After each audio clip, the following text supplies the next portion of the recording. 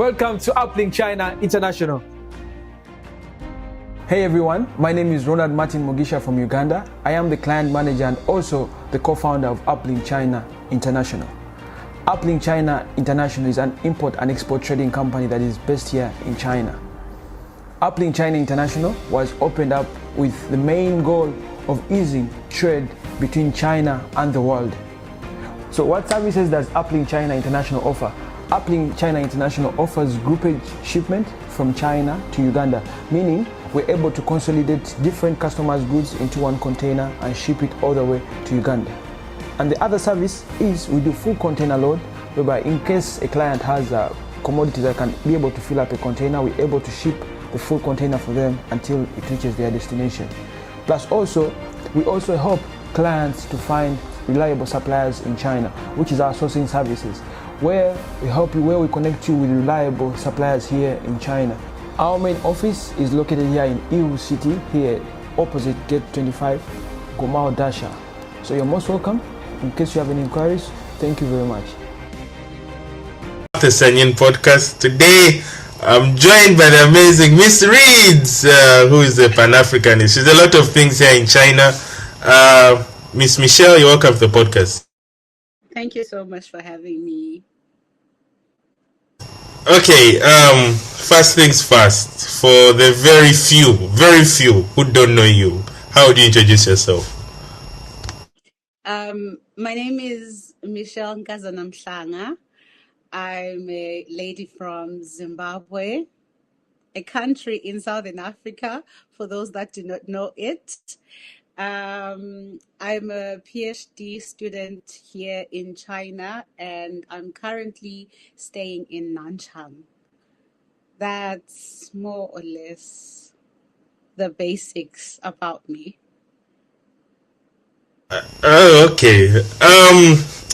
When it comes to Pan-Africanism in China, you're among the standout personalities who I've known and who everyone must agree you're part of them.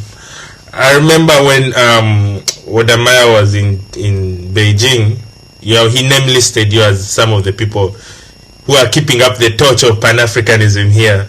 So I wasn't aware. Yeah. So you're quite doing big work. I guess. You're quite doing big work. And someone may ask, what was that inspiration to fight for the continent, advocate for the continent? Okay. I always say this to so many people that I was less African when I came to, before I came to China than I currently am now.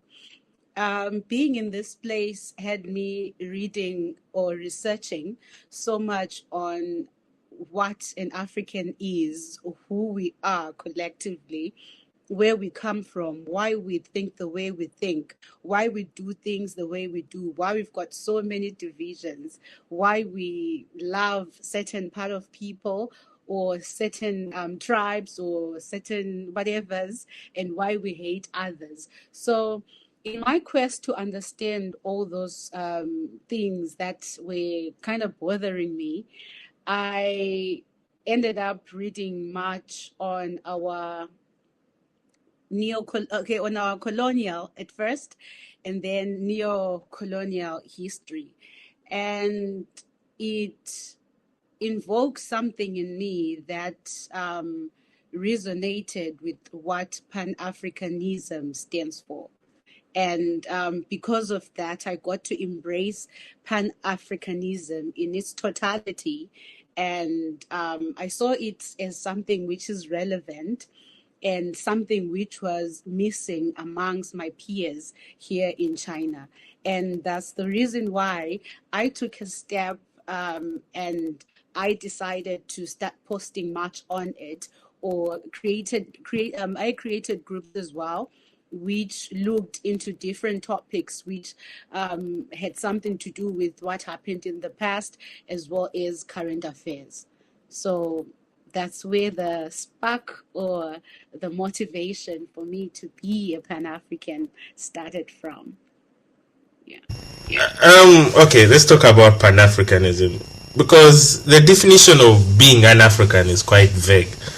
So I just want to ask you, what does it really mean to be African? Does it mean someone born on the continent or someone who relates to the continent? Let's say someone in the Caribbean. What does it really mean to be African? Okay, there are so many people nowadays who are not born in the motherland, who were not born in the motherland, who prefer to classify themselves as Black people instead of Africans. But then my definition of an African to begin with is anyone who is of African descent, let me say. As long as we share the same DNA, as long as you're a Black man, so said Peter Tosh in one of his songs, it doesn't matter where you come from, as long as you're a Black man, you're an African. So, yeah, all of us need to have that Pan-African mindset because it's who we are.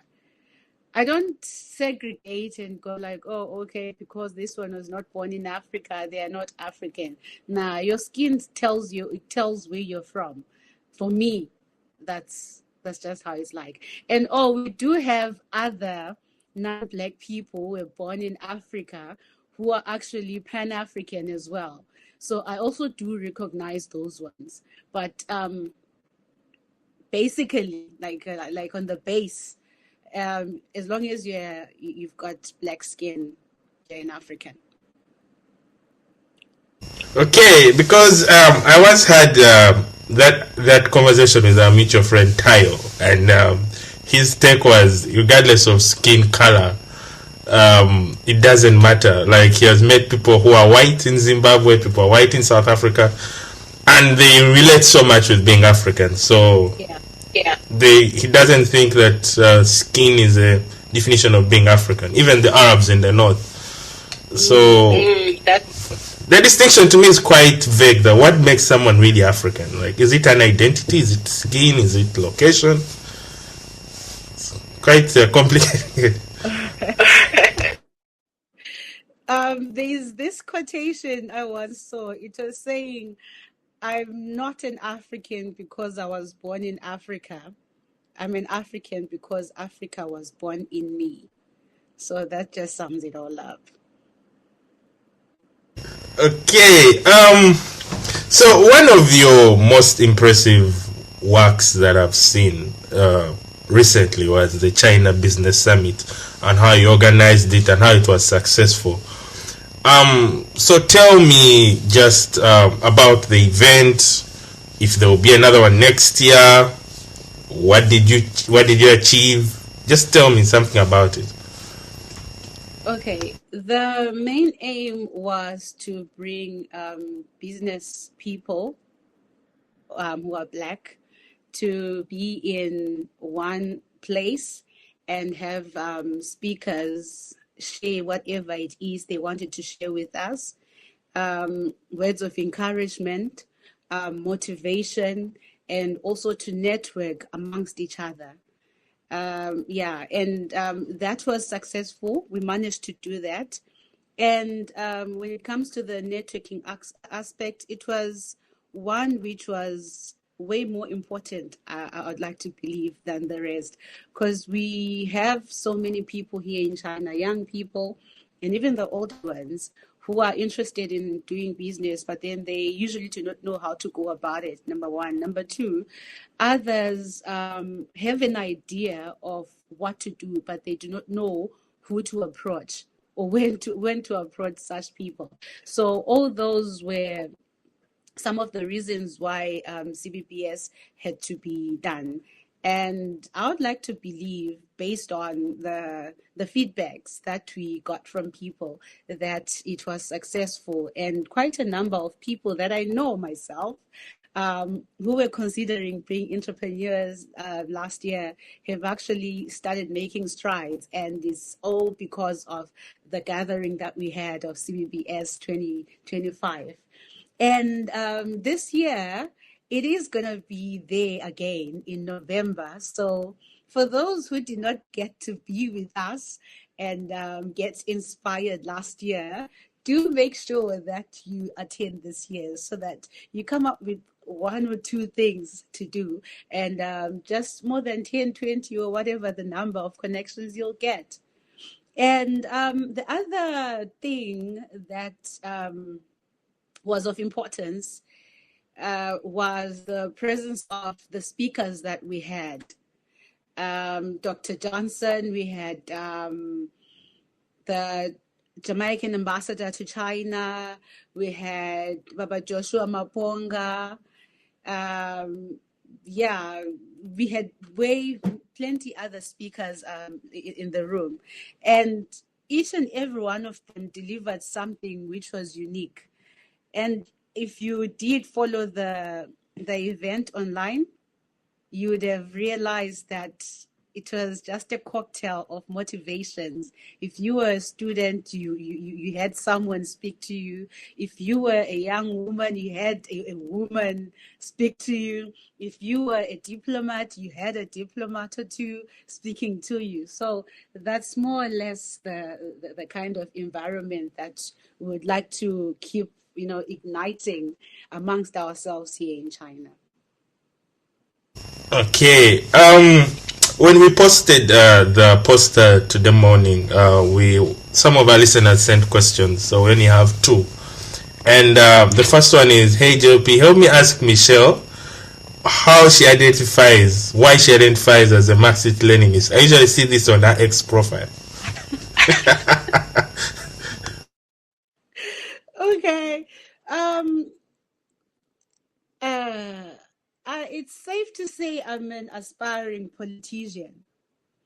I've loved politics from when I was young, and I could have just dived into, the whole pool and started doing whatever I could have done for me to get to wherever I wanted to get to.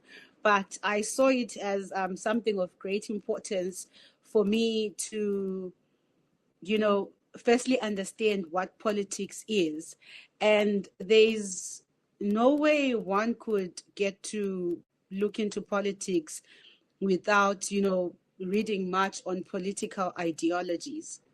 And the more I read on different ideologies, the more I formulated my own, and the more I realized that what I call my ideologies lean towards what the world calls Marxist-Leninist or leftist type of ideologies. So that's the response I have for them. It's who I've gotten to become, and the ideas I've decided to see as true or as pure for me as a young African, Pan-African woman.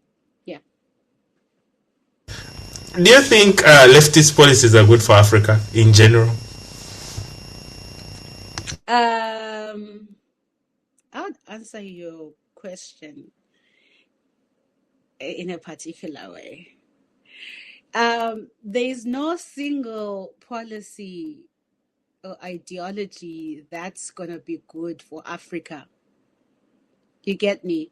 You find some Africans at times saying that they are for democracy.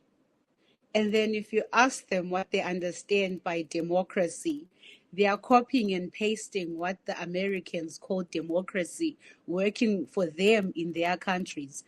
But then, having been in China and having read that other book up there by Xi Jinping about the governance of China, I got to realize one thing about Chinese, which kind of influenced me into giving you this response I'm giving you. So what the Chinese do is that if there are some democracy policies or democracy ideologies, they'll take them and then reorganize them or reformulate them and create the Chinese version of what democracy is. So it gets to be democracy with Chinese characteristics. You get me? If there is Marxism, it will be Marxism with Chinese characteristics. If it's going to be whatever ism, it's going to be that with Chinese characteristics. So Africans need to do the same thing.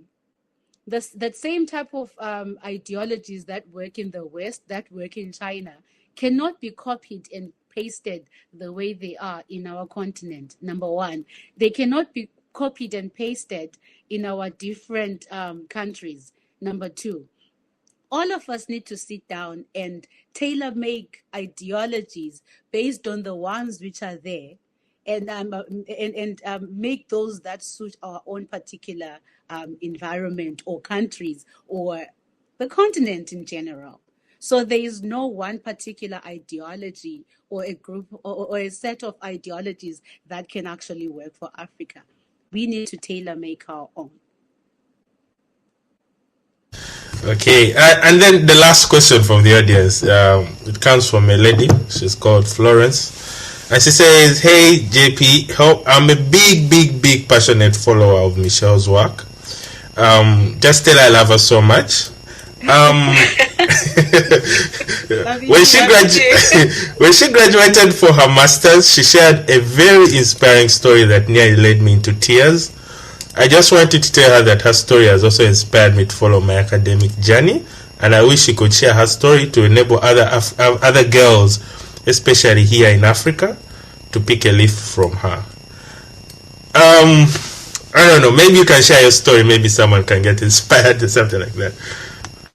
Okay. Wow. First of all, thank you so much, Florence, for following me, and I love it too.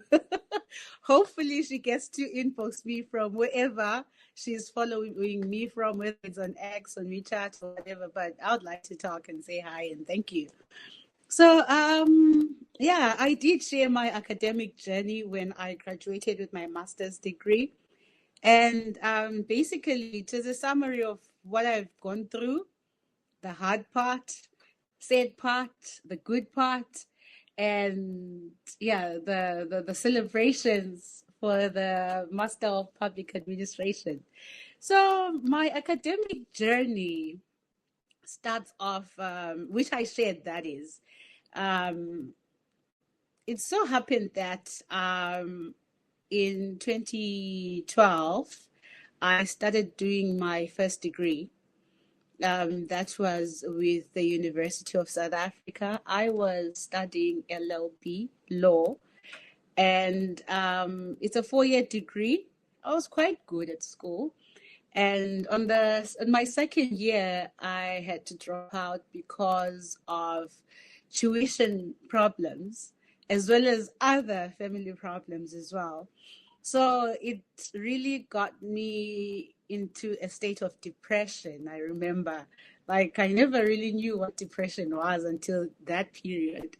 So I didn't think I was gonna do school again, because there's no way, like, mom was going to be able to, pay off tuition and all. She's a single mom. So, and there was no way I was going to be able to easily get a job without a degree that could make me pay for my tuition in Zimbabwe. So things were just so hard until I came up with a plan. I started applying for people to come and study in China. I first started with applying for one person. His name was Percival. Yeah, and when he got accepted, he told a friend of his that, yo, Michelle is doing this and she has gotten me an admission. Now I'm leaving them. I'm going to China. And yeah, that's how I started the Eureka Educational Consultants Company. And yeah, more and more people that he recommended had to spread the word to other people. And then I sat down and I was like, you know what? I could make money out of this. I already have a reputation, and I've got people whom I've managed to, apply for. So let me just do this as a proper hustle. So I started applying for people, and for that intake, I managed to send around 24 people to one university, which is Shanghai Lisan University. And one of the administrators whom I was dealing with, his name was Mr. Tang. He was like, "You've done a great job. Do you mind if we admit you to do one of our courses and you pay, like we give you a partial scholarship, meaning to say half of everything?" And I was like, I wouldn't mind, because I had one dream of mine since I was a kid, and that is wearing the red gown and being called Dr. Mhlanga at some point. So I was like, okay, cool, you can get me admitted. But sadly, law was not there in English at that time. So I just had to take the next available program, which was international trade and economics. So in 2016, September, I came to China with only $350 in my pocket. And some people owed me who promised that they're going to send the money when I'm now here. So I just took a leap of faith, came here, and the university managed to pay me for the students that I had brought.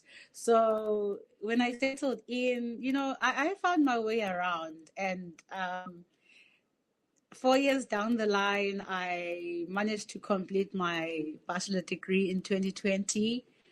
During those 4 years, I had a lot of challenges. My favorite aunt died, and I couldn't even go home to bury her. And then a year before my graduation for bachelor, my father died. I couldn't go for the burial as well. So it was a really hard time, but I managed to pull through. And then in 2020, September, I graduated in June, and then in September 2020, I started my master's degree. I decided to just go for, whatever degree that I want until I get to my point, to my goal of wearing the red gown. So 2020, I started my master's degree, master's in International Public Administration at Jiangxi University of Finance and Economics. I loved that degree. That was the best degree I've ever done, because it had a bit of politics in it, it had a bit of governance in it. And as a person who was out here trying to understand global politics, formulate their own political ideology, it was so relevant. So, and it had a link to the law, which I had initially decided to do before I had my own challenges. So I did my degree for 2 years, and yeah, everything went well. I graduated in 2022, the month of June. And that's when I shared my academic journey, by the way, to say that, listen, if you are a woman, if you are just any human being and you want something and you want it so hard, it doesn't kill for you to sacrifice parts of who you are, parts of, that part of you wanting to have money, to have this, to have that, as long as you achieve your goals. Because academic wise, having such goals is a long-term plan, or it's a long-term solution for so many people. So I was encouraging people to say, you know what, I had all the odds against me, but then I managed to be where I am. So 2022, in May, I graduated with my master's degree in International Public Administration. And then in on the same year in September, I started my PhD. And I think on the story which I shared, I had written that I was planning on doing my PhD. So this that I'm sharing now is the updated version, and I'm graduating in 6 months' time. Yeah, in actually 5 months' time. I'm graduating in 5 months' time with my PhD in international trade. So I'm coming with another version after graduation day. Wow, wow, wow, wow. Congratulations in advance. Congratulations in advance. Thank you. I think it means a lot when your story can inspire people like Florence, Yeah. with whatever she's going through, and someone can even shed a tear, meaning the story resonated with them and it was quite emotional. So Yeah. kudos to that, because not everyone has the courage to share that and put it out in the open for people to read and scrutinize. So kudos to that, and congratulations in advance, Dr. Michelle. Thank you. My next question to you would be, just briefly, according to your analysis and how you've seen things, what would be your take on China-Africa relations? China is a good friend of Africa. Not only Africa, but the so-called third world countries. Yeah. Our countries have got relations with different countries around the world who are up there. But then, for me, China offers way better. And we've got a win-win cooperation with them. The terms and conditions that they put for us when it comes to the contracts that our governments sign with them are not as bad, really. So it's a relationship that I advocate for. I'm the look east policy kind of girl. So anything to do with China and Africa, say yes for me. Okay, one of my final questions to you would be, what would be your advice for an African youth listening to you right now? An African youth listening to me right now. Okay. There's a lot that we have been told about us as Africans. There's a lot that we have been taught, even in schools, about us, but then much of it is not true. No matter how educated you are, try and do more research on who we are, where we are coming from, and you understand where we're supposed to go. Many of us have learned, but what I've realized on my path is that we have a lot of things to unlearn and also relearn after we have done that.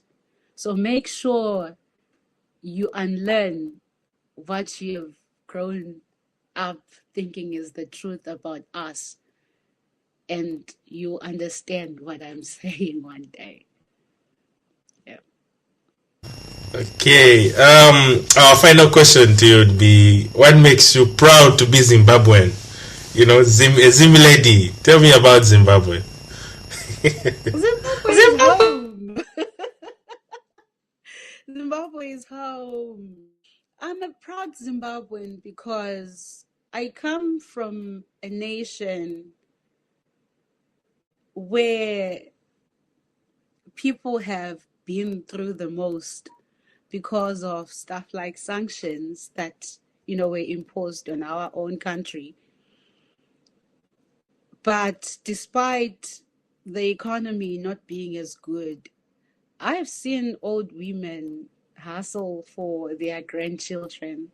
My own grandma was one of them. I've seen fathers, I've seen mothers doing all they can to make sure that life goes on, or, their children don't sleep with empty stomachs despite the economic situation. I've seen people who come from the worst environments or the worst, worst backgrounds, I would say, doing well at school way more than people who are too privileged. So I'm proud of what we are. I'm proud of the spirit that we have as Zimbabweans that makes us to continue going on despite everything that is going on in our country. It's a resilient nation, a nation filled with very educated, very intelligent men and women. There's a lot. There's a lot. And I can't just, I can't just be the ordinary African. No, like being a Zimbabwean comes with a lot, man. That question is quite deep. Yeah. Okay. Thank you, Miss Michelle, for coming into our podcast. We truly, truly appreciate that you accepted our invitation. Thank you so much. You're welcome.